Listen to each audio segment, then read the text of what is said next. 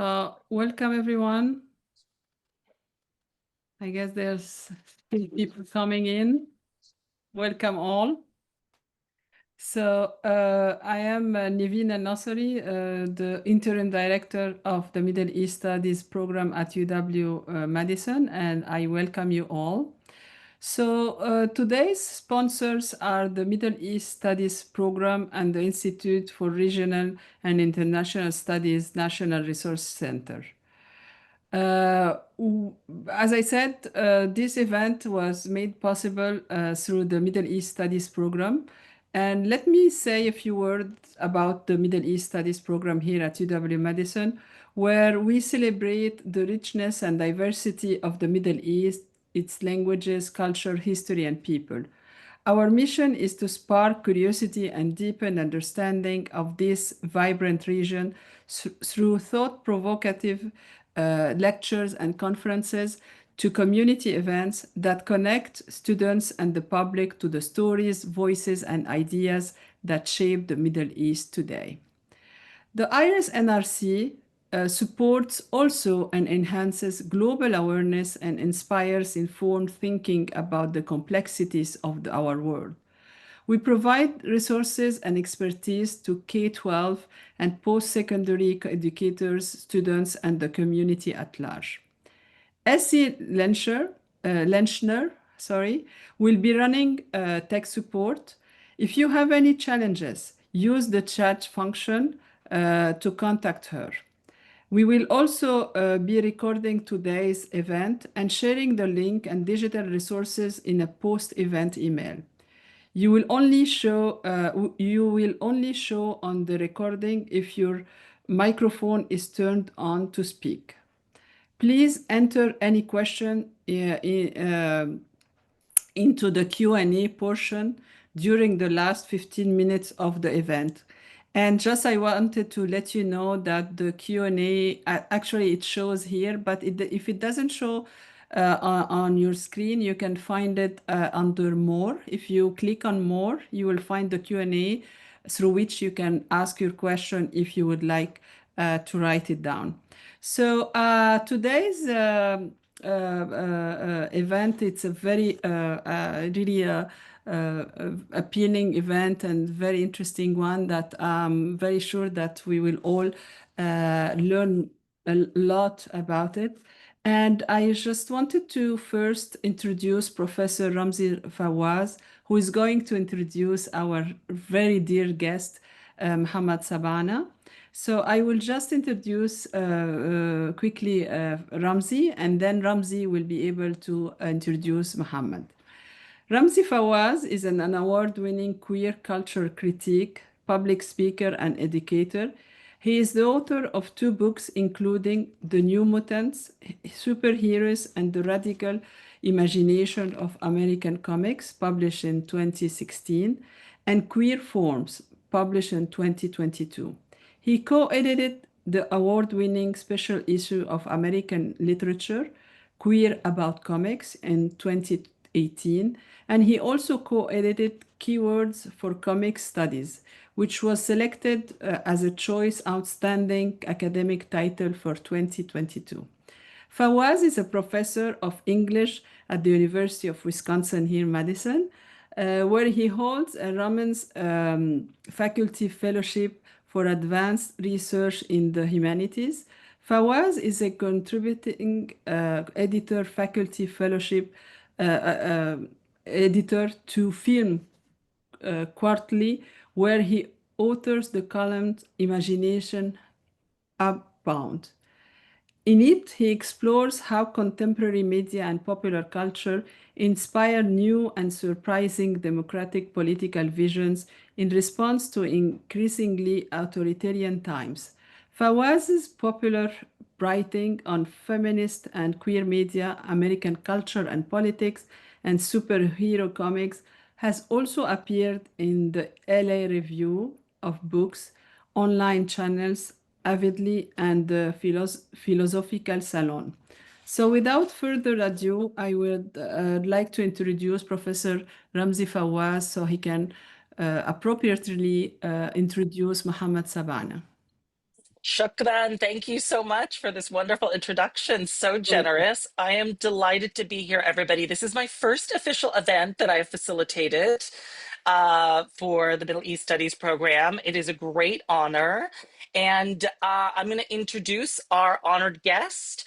I'm going to let him speak for a little bit about his work. I will ask about 20 minutes worth of questions, and then we'll open it up to the audience. Mohammad Sabaaneh is a Palestinian cartoonist and a former political prisoner in Israel. His work has been published in the Middle East Monitor as well as Al Quds Al Arabi, and he is the principal political cartoonist for the Palestinian Authority's daily newspaper Al Hayat Al Jadida. Mohammed is a Middle East representative for the Cartoonist Rights Network International and teaches art at the Arab American University of Palestine. His work has been included in international arts fairs around the world. The author of White and Black, he recently received his master's degree on a Chevening scholarship from the University of the Creative Arts, London, in the UK, and he currently lives in Ramallah in the West Bank. Mohammed, welcome. Thank you so much for joining us from around the world. Thank you. And sorry because the time here is the almost midnight. We Mhm. have been living in this midnight for more than 77 years. But the Palestinians refuse to sleep, actually, as usual.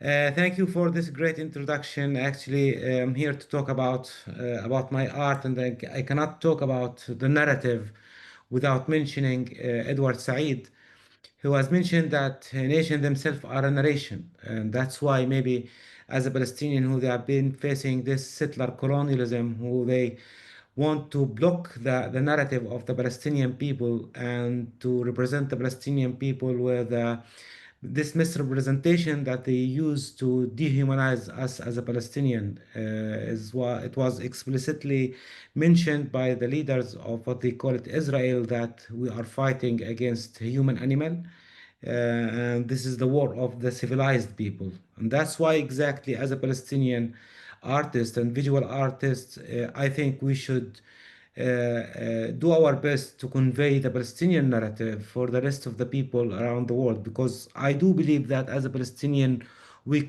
are conveying our narrative facing the Israeli propaganda and the Israeli dehumanization for us as a Palestinian. Actually, with this book that you have mentioned, the second book that I've published, that can be considered the first comics that came from Palestine, because we had many comics about Palestine. Joe Sacco and Layla Abdelrazik from United States, and many artists from around the world. They try to talk about Palestine, but from here, from Palestine, that book this graphic narrative was the first one. And with the end of this graphic novel, I have written that this story, it's not over yet. And at that time, no one asked why this sentence was written. But if we look over these stories, one of these stories for Nidal Louhedi, he is a Palestinian journalist. He used to live in Gaza, and he used to write many joke about the military drone that used to fly over Gaza since 2006. Actually, Nidal was a journalist. He always used to travel around the world, and he had many exhibitions around the world. um, just 1 week before the 7th of October, we were talking to organize an exhibition for him in France. I was in France at that time, and I tried to organize exhibition for him and for another journalist from the West Bank, and one from Gaza in France. But unfortunately, on the 7th of October, Nidal Haidi was missed. Until now, no one know what's happened with Nidal Haidi. That's why exactly I wrote that this story is not over yet.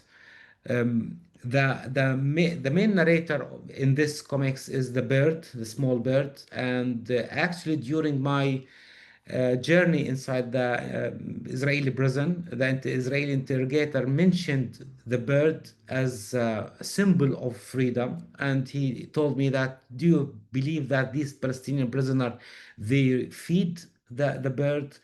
as a symbol for freedom. They are criminal. If they can catch these birds in the sky, they will eat it.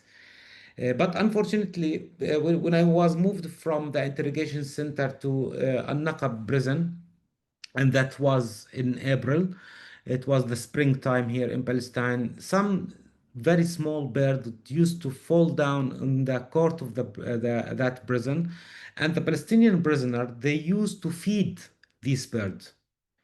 Can you imagine that these Palestinian prisoner who they theoretically they lost their freedom, they are teaching symbol of freedom how it can be free and how they can practice their freedom.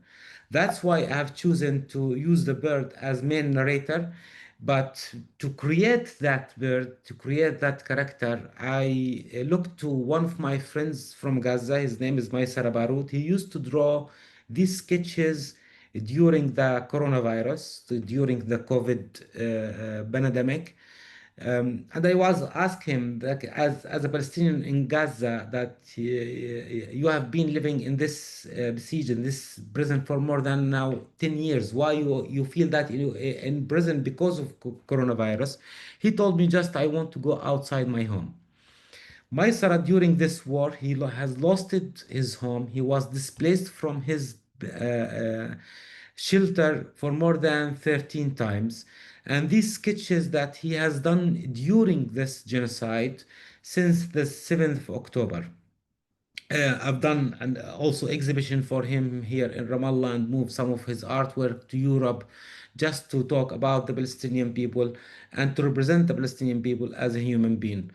Um, Thamer Sabaaneh, my oldest brother, actually I also did a comics for him in this book, talking about his first daughter that she was born while he was in the prison, and she did not recognize him as her father because he has spent maybe 2 years when he was released from the prison. She was 2 years old. On the 7th of October, Thamer was in the Israeli prison in administrative detention. You can see his face, uh, the red one with a red t-shirt. After he was in prison, the right one or the that one he's standing after he was released from the prison. You can see that he was how much he has lost from his weight because of the Israeli prison. And it should be mentioned that his oldest son now in the Israeli prison in administrative detention, and that's mean he is in the prison without going to court, without going to trial, without any reason or anyone know exactly why he is in the prison. And many Palestinian prisoners they are in the same condition. That's why exactly I've written that this story is not over yet, unfortunately. This project, Ramzi, when you want to start asking me because I talk a lot, you can arrange that, okay, my friends? Sure. Yeah, I have started this idea actually while I was traveling in United States. Here in Palestine, we don't have comics and we don't have any knowledge about the comics.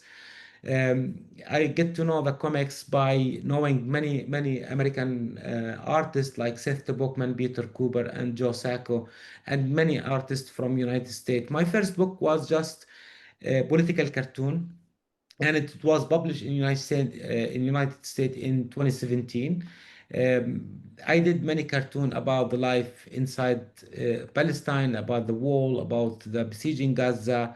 Tried to make this intersection between the some issues from around the world and also the Palestinian issue.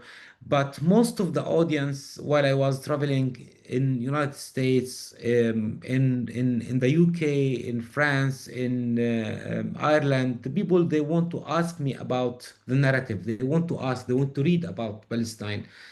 Um, my journeys and my book tours in United States gave me the chance to know all of these great artists, Seth Bookman and Joe Sacco, and many another artists. And then I've decided I want to go to the UK to get some knowledge about this kind of visual art and to get my master degree. My life inside the UK gave me the chance to meet many great artists, to see many another kind of art, not just comics.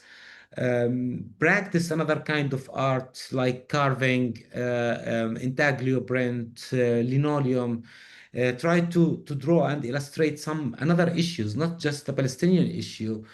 Um, but unfortunately, as a Palestinian prisoner who has kept from his prison, faced another prison in London because of COVID. And while I was talking with some, I did many cartoon about that, about the COVID and how I escaped from the prison in Palestine and go to the UK to get some freedom. Unfortunately, then face this coronavirus. And while I was talking with some student in the United States about my first book, one of these students mentioned that I feel that I am in a prison. I told him, no, you are not in a prison. If you want to try the prison, you should come to Palestine. At least you have internet, you have connection, you have Amazon, you can buy whatever you need. You can connect to your friend. But in the prison, the real prison, you cannot practice all of these things. Um, During my journey in the UK, actually also I've met many artists. I've seen many art about Palestine in 1970 and 1980 and 1960 actually, which was made by British artists. And when I've seen this art, I thought that these images and this propaganda that was made by British artists and by Israeli artists to dehumanize the Palestinian people and to represent the Palestinian people as primitive. You can see this Bedouin and this the Israeli student or who they are trying to play with the Palestinian camel. You can see that's how they represent the occupation as a cloud and rain. And it's looked like something good for Jerusalem to civilize this old city. That's why I back to do this research about settler colonialism and to compare between the settler colonialism and the colonialism. The colonialism, the colonizer implement the logic of exploitation. That's mean they want to use the indigenous as a labor to steal their natural resources, to use them to use their land for war or for natural resources or for anything else. In the settler colonialism, the settler they travel to the colonized land to establish their new identity on the ruins of the indigenous people. And that's what exactly happened here in Palestine. And that's happened through, or they implement this kind of establishing this new identity by demolish the indigenous identity and build their own identity on the ruins of the indigenous people. And to do that or to justify that, they dehumanize the Palestinian people or the indigenous people. And that's exactly what's happening in Palestine. That's why they are stealing some old thing in Palestine. So that's why they are trying also to steal our folklore, our food, every Palestinian thing, not just the Palestinian land, and also the Palestinian folklore, the Palestinian history, and the Palestinian heritage.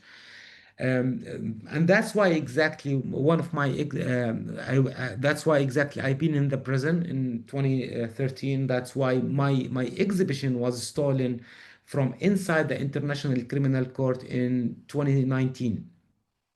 And that's why they always attack the Palestinian, and actually not just the Palestinian artists.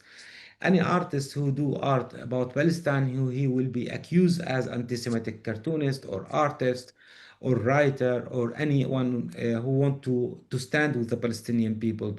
That's why I thought that we should, as a Palestinian people, use the comics, use the visual art to rehumanize the Palestinian people according to the history of comics. And as a researcher in the comics, as you mentioned, if we compare the mouse and art, Spiegelman art, I think it was amazing to use this kind of visual art to draw this serious issue when he talked about the Holocaust, and use this visual art to represent this collective catastrophe that the Jews has faced during the Second World War. Palestine and Joe Sacco, also one of these people who used this kind of art to talk about serious issue when he talk about the Palestinian issue. That's why I've started this project to talk about comparing my life as a Palestinian prisoner inside the prison and the Palestinian life outside the prison. You will find as a result as that all the Palestinian people, they are prisoners even inside the prison or outside the prison, even if they are in Jerusalem. Even I think if the Palestinian in the diaspora, they are in prison, a prison of thinking always about their heritage and their history in Palestine. um, I've finished my this book with a story of this 6 years old, 13 years old student, Muhammad Matar, who was trying to go to his school in very closed village here to Ramallah called Deir Abu Mishal.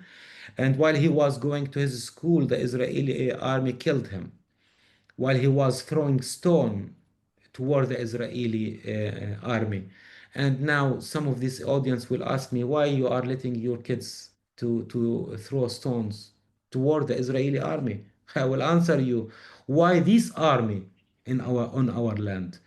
After they killed him, they detained his body. That's mean even you are inside the prison or outside the prison, you are a prisoner. If even if you are alive or die, you are a prisoner here in Palestine. And I've done this artwork to talk or to compare between the life inside the prison and outside the prison, to compare between the normal life for the human being and our life as a Palestinian. Thank you. Thank you so much for this overview. It's really astonishing to me to see the range of your influences, and I would love to start there.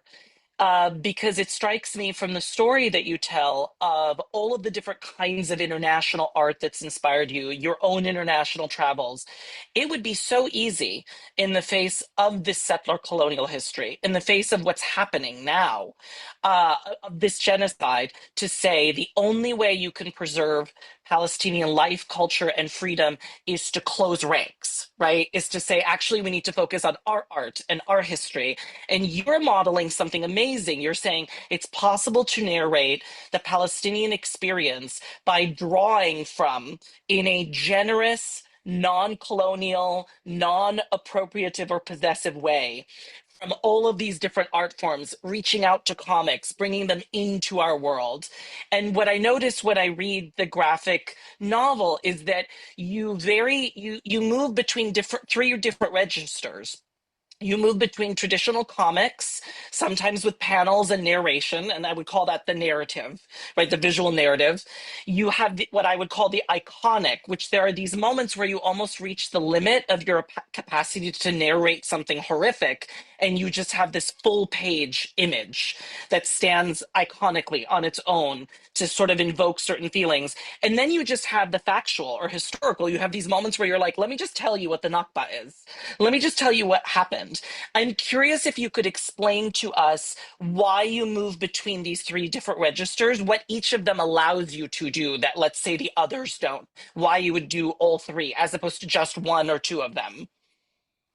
Actually, this is very important question for me because some of the people when they review the book, actually they mentioned that as very strong perspective of or point in my comics. But for me, as a political cartoonist, because I do my daily political cartoon, mostly I use the political cartoon without text, without dialogue, without narration. Let me say.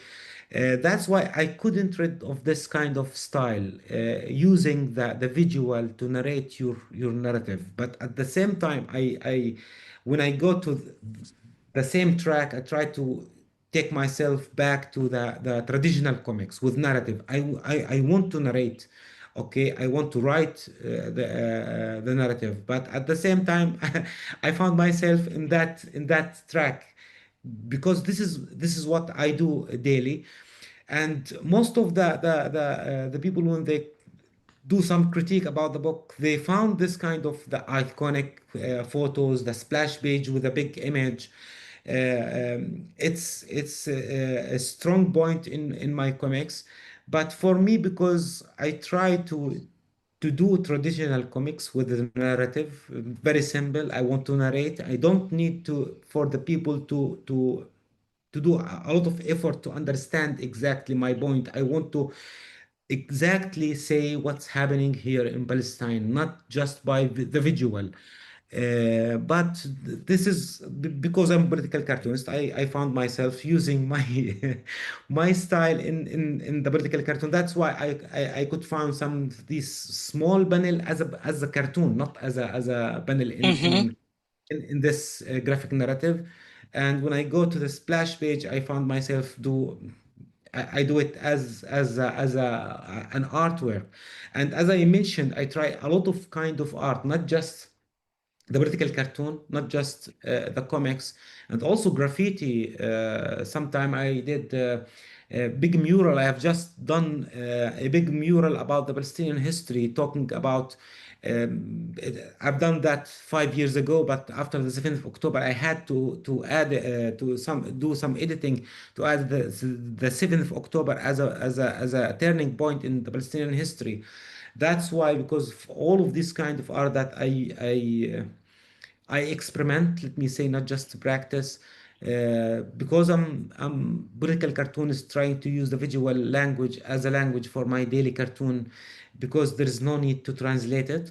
That's why I found some of my banners, some of my splash page is it look like something else, not just traditional comics. I mean, it does something that I love about the comics medium. One of the things I write about in my work is the sense that, you know, comics to me are so unbelievably inclusive and excessive. It's a medium that's like, it wants to borrow from everything. It wants to borrow images and visuals and photographs, and you can create a comic out of a bunch of paintings. Technically, a Yes. movie strip is like comics, right? So comics are sort of like, they eat everything, they take in everything. And I think of that as their creative generosity. Like the medium is so generous, it includes so much more than excluding. And what I love about these shifts in different ways of doing comics. So in 1 minute telling a very devastating story, and in another minute having this iconic image of a character with no words, is the way I read it, the way I interpret it, is we've reached the limit of what words and narrative can tell us, and now we just need to feel something. And so it's as though comics sometimes turn in on themselves. They realize, it's like the medium realizes its limits representationally and then tries something else. And I think your political cartoon sensibility does something really beautiful in this graphic novel, in that it allows these moments for the viewer to step out of a story and just feel something like very intensely. But that, you know, that sense of feeling, I think also is connected to the way you made this. So I kept thinking about the lino cut, which reminds us of like woodcut prints, which is a form of like cutting into a material. And I kept thinking, like, this is a story about a culture of people being cut into, literally and figuratively, having their land cut in to itself. And so I'm curious if you could tell us a little bit about what the lino cut does for you, because as a reader, I'm reading it and it reminds me of so many things. It invokes wood, the cutting down of trees. Trees is a motif that's everywhere in the book. The idea of stamps, stamping something down and imprinting it. The idea of newsprint, like it does so many different things, and I'm curious, like what it does for you. First, as any artist around the world, I wanted to practice the lino cut or Hmm. the printmaking. Maybe not everything is conceptual, but here I have concept. But first, I love lino cut. As I can show you many artwork here, just lino cut and Hmm. printmaking. have many artwork that I have done by this kind of art because I love it. But at the same time, inside the cell, during the interrogation, I found some of the Palestinian artists who they carved their name on the rough wall, and they had no tool. They had nothing Yeah. inside that. Just teeth of brush, a cup of plastic, and that's it. Nothing inside that cell. And I was wondering how they did that. I've read the name of one of my friends inside the prison, inside that cell. And I was thinking how he did that. I couldn't do that, actually. I couldn't carve my name. And that's why I wanted to carve the stories of all of these Palestinian prisoners outside the prison to be read by all of this audience around the world. We need to be read by the audience. These prisoners who they are out inside the prison, who they are now facing this silent genocide. Just yesterday, Palestinian prisoner was killed inside the Israeli prison, inside the prison of the only democracy in the Middle East, how they call themselves. A Palestinian prisoner was killed, and more than 40 Palestinian prisoners they were killed since the 7th of October until now. That's why I wanted to carve their story outside the prison to convey what they are suffering. Actually, while I was in the prison, I was in holiday. If I compare that time with the same time that the Palestinian prisoner they are faced, they are torturing them. They are not giving them medical treatment. They are not giving them enough food. That's why my brother lost it 35 kilos from his weight because that's what he faced inside the prison. And that's why I use this technique, because the Palestinian prisoner they could carve their name inside the prison and I couldn't. At the same time, while you are carving, you are cutting the black area and draw the white area in your story. And that's why I cut the black area, not mentioning that the black is the evil. It's Yeah. because it's not about Black Lives Matter. It's about the darkness of this Yeah. occupation and the darkness of this situation that we have been facing since 1948. That's why I use this technique actually. And for the next book, the last one that I finished, I used the Indian ink to talk about the Palestinian prisoner, because the Indian ink, for example, we cannot remove it by water. We cannot wash it by. Mm. That's why I use the printmaking and linocut in this graphic novel. I mean, it's an amazing enactment of some sort of creative and political agency to cut some light out in the darkness. I mean, that is a really evocative image that you're describing. And to do something that's also, like, one could say it's a form of violence in a way, right? Like the cut, but in fact, it's carving out something while also registering the violence done upon Palestinian bodies. I mean, it's so layered. It's such a rich formal practice. You know, in talking now as you did about what's happening to these prisoners, an unbelievable form of silencing, something that I noticed that is a regular motif in the book is the representation of Israeli soldiers always screaming. You have this image of Israeli soldiers' mouths, very big and blocky, as though the mouths themselves are comic book panels. And you have this very evocative image when the bird asks you, like, what about the courts? And you're like, oh my God, the courts? And you describe the court as being like a judge's mouth. And what really that evoked for me was I thought about, the political philosopher Hannah Arendt, very important, anti-Zionist Jewish intellectual, was excommunicated from the Jewish intellectual community, where she says the problem with tyranny is that even the people that are enacting it are themselves imprisoned by the fact that they have placed themselves so above the people that they're oppressing that they have no one to communicate with. They can't actually talk to those people because they've so dehumanized them. And it struck me when I read it, like the idea that you can't even get someone to say, why are you throwing a stone at us? Like, why are you mad at, like, that there's no space for even a conversation to be had. So I thought it was really interesting that in a medium that has no sound, you sort of evoke these sounds, not only of the airplane, but also of kind of the yelling Israeli soldier, where there's no space for the prisoner to speak or to say anything or to speak back. And I'm curious if you could just comment on that. Actually, that image that you have mentioned, and also I back to the the totems for the natives Yeah. in the United States and in Canada. I try to use this kind of imagery and this kind of composition of it, indicating also the natives people in United States of America and in Canada, and how they use the totems as a symbol of these tribes in these countries.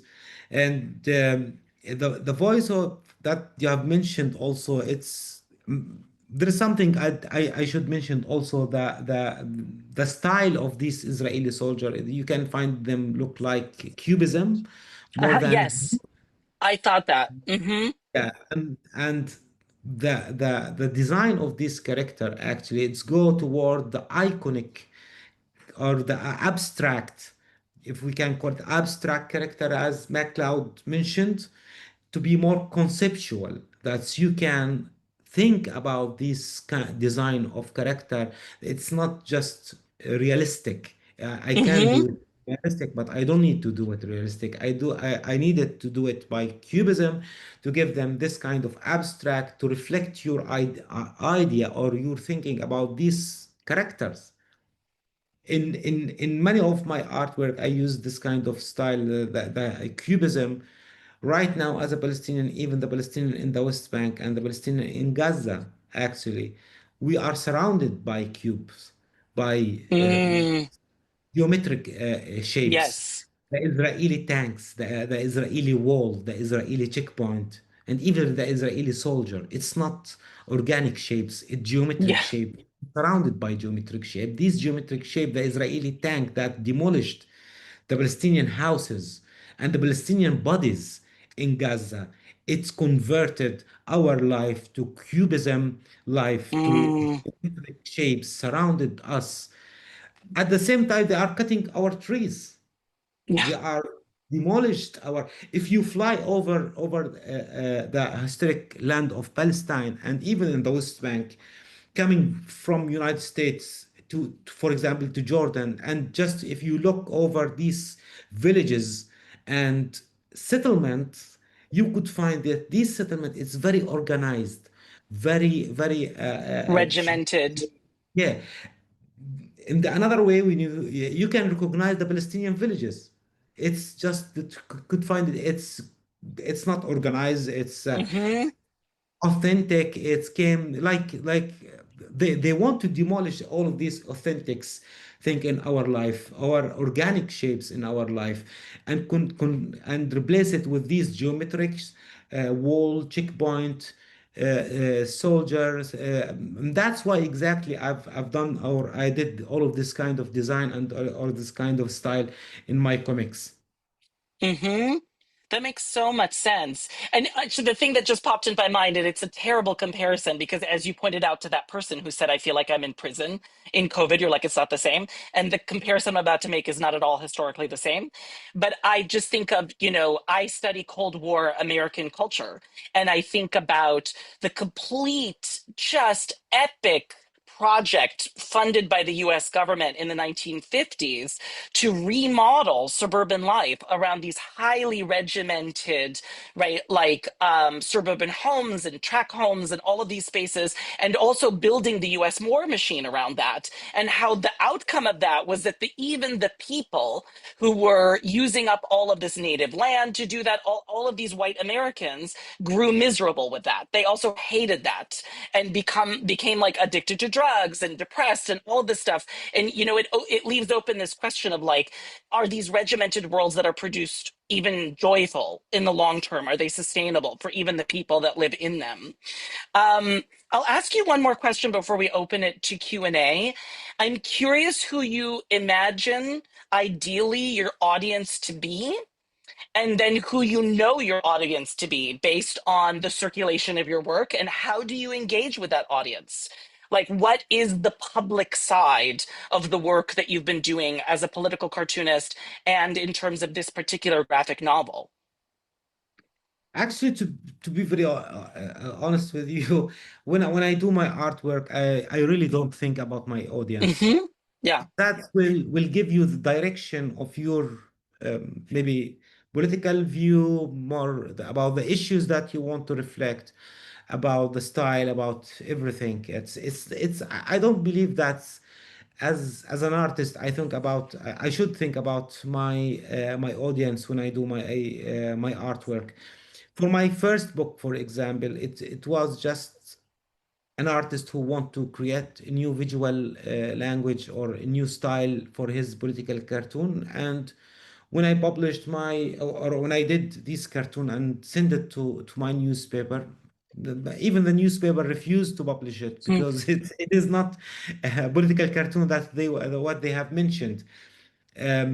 At the same يعني, when I did my comics, I didn't think about my audience, that if they want to if they will like this artwork or not. It's if it's proper for the Palestinian audience or the Western audience, because the world now is open by all of this internet and resources. Um, for me, as a human being, as an artist who want to experiment new kind of medium, style, tools, also, that's what exactly I did. The only thing that I think about it is to have this kind of connection between my first book and the second book, and why I did the second book, why the third one, why the fourth one that I have done right now, also comparing between the life in Gaza and the Israeli prison after the 7th of October, taking the story of my brother who has spent 1 year during this war inside the Israeli prison, comparing his life with my friends in Gaza, Akram Sorani, who his daughter right now illustrating food because she wanted to eat pizza. She draw her pizza. Mm. That's exactly what the prisoner inside the prison they have done. They had no connection between them, but they did the same. They were dreaming that they are eating pizza or eating hamburger. The only thing that I think when I do my artwork is the relation between these different projects based on one theoretical framework: settler colonialism, Hmm. indigenous, the indigenous settler colonialism, and then maybe even the Orientalism, the same sequence. I think about that from the theoretical idea, from the academic theoretical track. That's exactly what I think about it. But about the audience, to be not because I'm not respecting my audience, but just because I respect my message as an artist, and who want to do this kind of artwork. I mean, it makes so much sense too, because I mean, the argument of this book that we've been talking about today is essentially you can colonize all of this, but you can't colonize my imagination.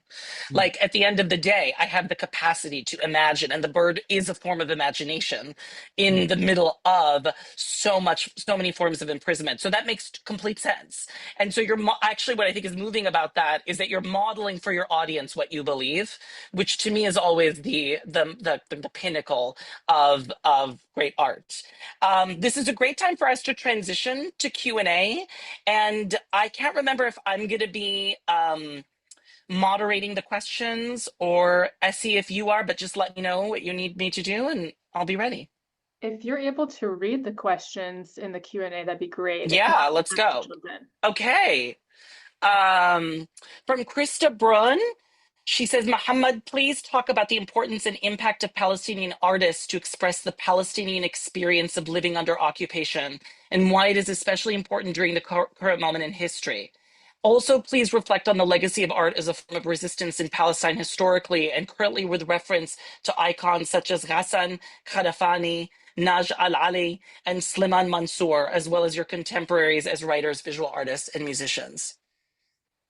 Actually, from the same perspective that I've mentioned, what we are facing is settler colonialism, or the colonization that they want to dehumanize the Palestinian people and represent them as a primitive people without heritage, without art, without culture. And at the same time, they are trying, or they are always do that by they are always try to steal even our visual symbols, our visual language. You can see many Israeli artists, so they are using the cactus as a symbol of the Israeli people, for example. The importance of the art, starting from Ismail Shammout, actually, the first Palestinian artist who has done his exhibition in 1953 in Egypt, and he moved his exhibition to Gaza after the Nakba.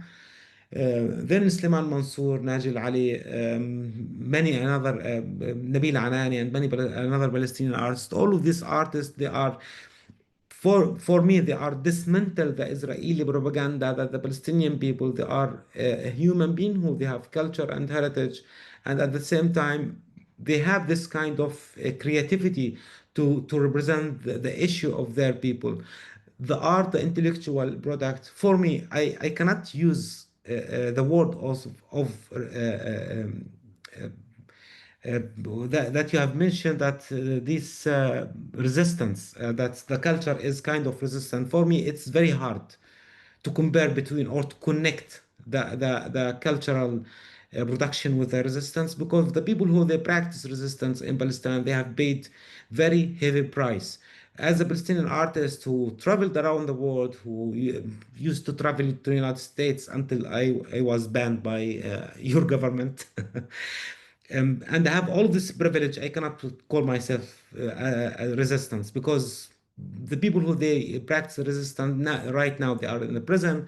They've been killed by the Israeli, and they have paid heavy price. But at the same time, if we look at from that perspective, that these people who they are producing this kind of intellectuals production, if we can call it, they are they are dismantling the Israeli propaganda. They are rehuman, if we can call it like that, rehuman the Palestinian people, and connect them to strength their identity in front of this the narrative that the Israeli try to create against us as a Palestinian.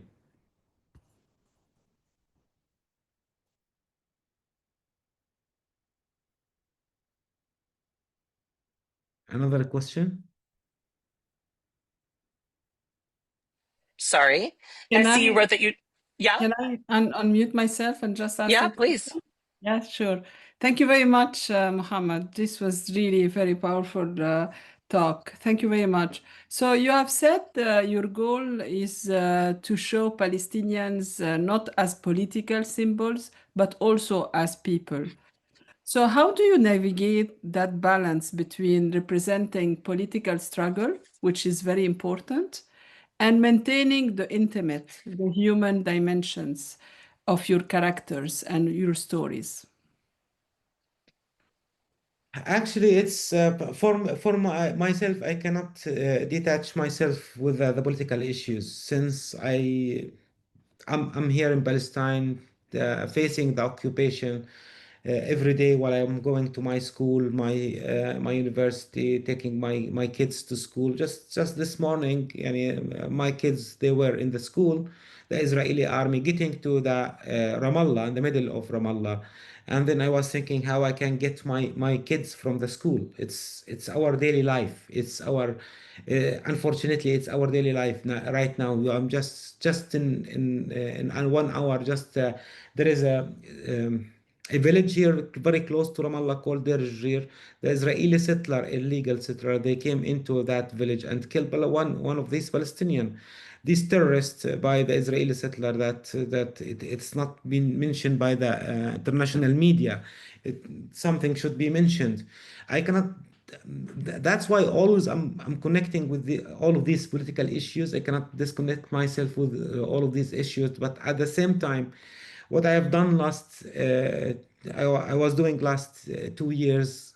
Also, I gave some workshop about the comics for some young artists here in Palestine, and just last month, the World War III magazine, if you know it, the magazine from New York was it the whole issue was about Palestine.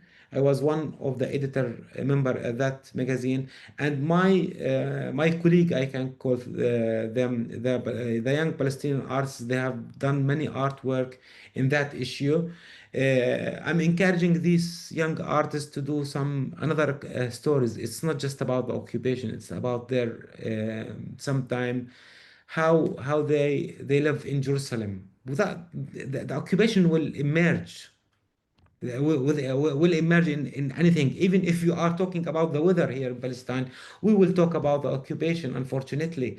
But also, if anyone from these artists want to talk about his I don't know his personal stories about anything, I'm encouraging them to talk about themselves as a human being. It's not just about the occupation, and the occupation should not put us in that corner that always we should talk about him, always we should talk about the occupation. It's he will not the occupation will not succeeded with othering the Palestinian people, with making of these Palestinian people sick with his occupation. That's why I'm encouraging these young artists to do these personal stories. For myself, unfortunately, I'm connected with this all of these stories because I'm political cartoonist, because I've been in the prison, because my many of my family members, also my brother, he been in the prison, and because of right now my two nephews in the Israeli prison with administrative detention. I want to make sure to get Essie's question. She said, I'd love to hear about Muhammad's involvement with the Cartoonist Rights Network International. Actually, this network actually was established in 2010 in United States of America by one of the one of the American lawyers, Robert Russell from Virginia. In 2015, I was invited to come to United States to be part of from this network.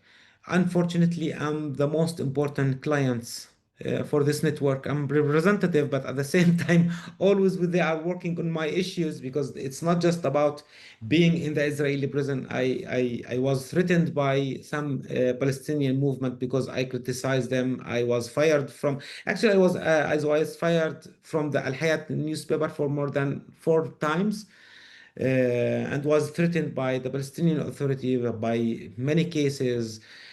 My exhibition was stolen from CRNI, the ICC, the International Criminal Court. And always we are working on many other issues. Recently, we published a book for Safa Audi, a Palestinian artist from Gaza. She's still in Gaza with the Lakes District Festival in the UK with CRNI, Cartoonist Right International Network. We published a book for her, and right now her book will be translated into the Brazilian, Italian, France, and I think also to Greek, 4 languages.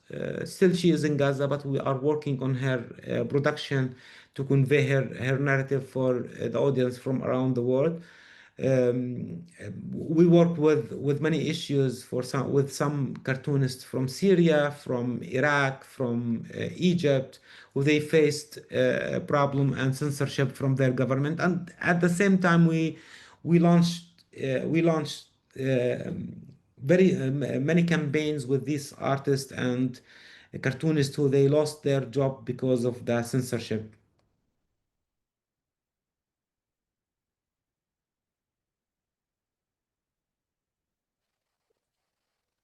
Are there other questions?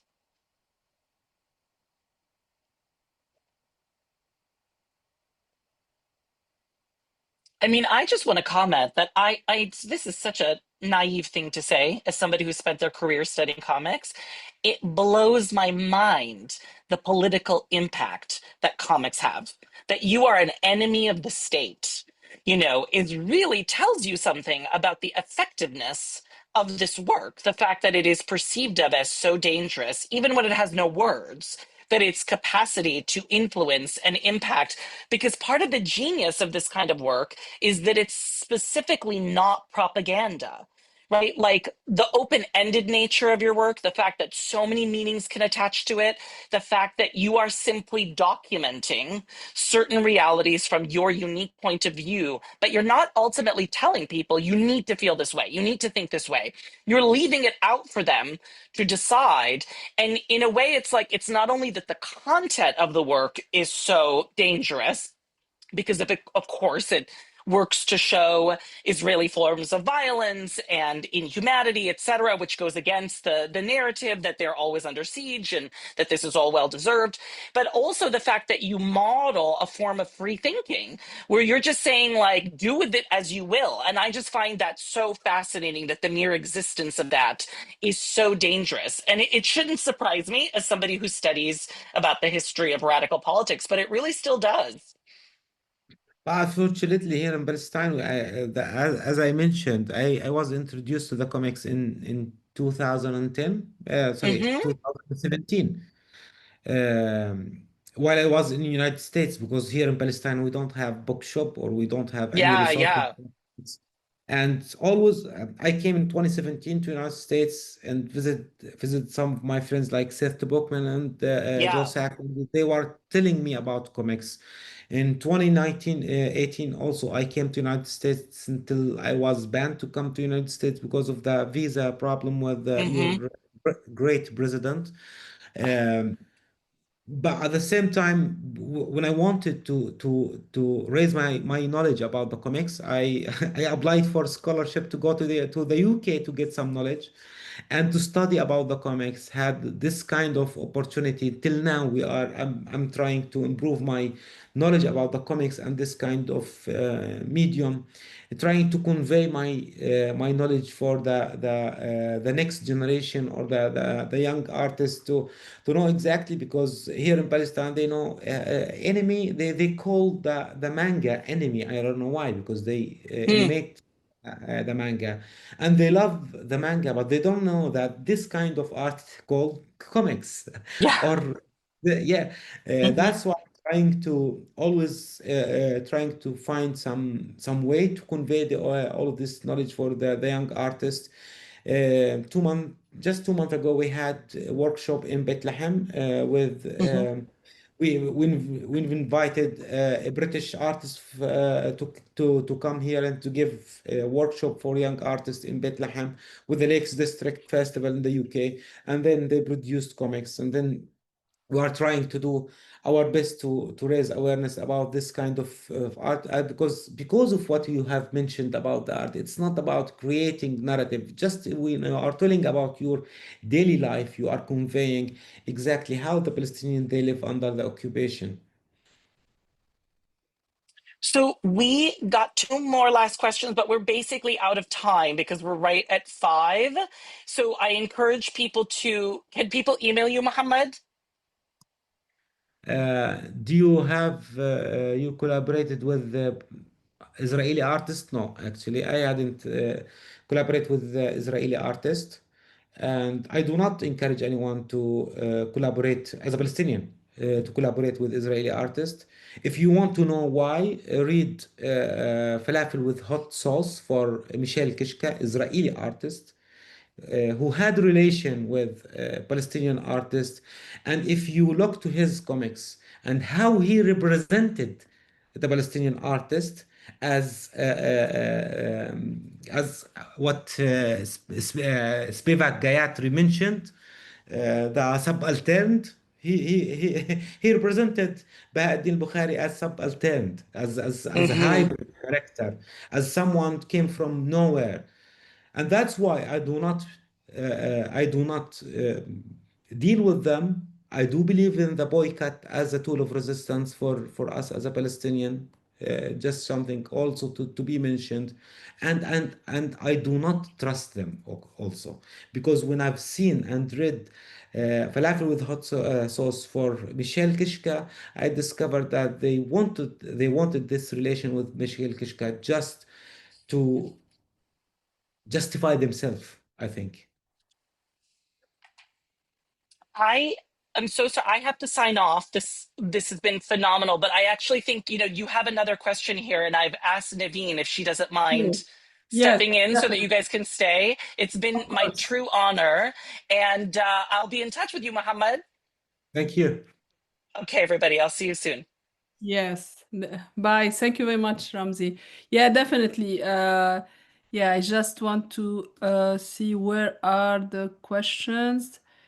Yeah, you already responded to the question Yeah. if you have collaborated with Israeli artists. I don't see any other questions. Do we have other questions? There's one from Krista, another one. Another one? Is it another one? Okay. Do you want me to read it? Oh, yeah. So Krista Brun, she's asking, can you talk about how the internet and social media changed the ability of Palestinians to tell their own story, share their art as artists, and challenge the Zionist narrative that has dominated both mainstream media and creative spaces in the art world? Unfortunately, even social media, Facebook, Twitter, and all of this kind of platform give us alternative for the mainstream media and the traditional media to convey our narrative. What the activists from Gaza they have done and publishing since the 7th of October, that what has changed the public opinion in Europe, in United States, I think, with all of this Western world. But at the first, at the same time, I do believe that all of these platforms still under the Israeli dominance, and still they are censorship the Palestinian content. I've lost my account in Facebook that I had 500,000 followers. Many of the Palestinian activists, many of the Palestinian journalists, they lost their account because of the censorship. And that's why I published my third book that called 30 Seconds from Gaza. It was launched in the United States just last month. And the reason for publishing that book, that I wanted to illustrate the videos that came from Gaza by these activists and these journalists, because I do believe that the social media and all of these social media platform will remove all of this content, the Palestinian content. That's why I wanted to document Palestinian content from the social media, but still, it's better than nothing.